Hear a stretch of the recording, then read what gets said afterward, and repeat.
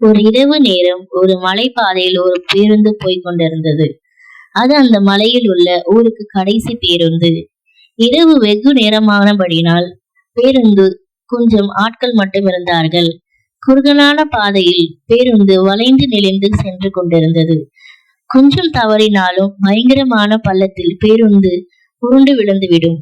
பத்திரமாக ஊர் போய் சேர வேண்டுமே என்று அதில் பிரயாணம் செய்தவர்கள் பயத்தோடு அமர்ந்திருந்தார்கள்.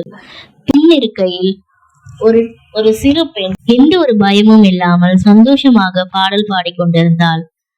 அதை கவனித்த ஒரு பெரியவர் ஆச்சரியத்தோடு அந்த சிறுமியை பார்த்து, பாப்பா, உனக்கு பயம் இல்லையா என்று கேட்டார். அதற்கு அவள், எனக்கு பயம் இல்லையே. காரணம், இந்த பேருந்தை ஓட்டுகிறவரோ என் அப்பாதான். அவர் பத்திரமாக என்னை கொண்டு போய் சேர்ப்பார் என்று எனக்கு தெரியும். பிறகு ஏன் நான் பயப்பட வேண்டும் என்றால் மகிழ்ச்சியோடு. நாமும் ஒவ்வொரு நாளும் நம்முடைய வாழ்க்கையில் ஆண்டவர் இருக்கிறார் என்ற நம்பிக்கையோடு இருப்போம், நம்பிக்கையோடு வாழ்வோம்.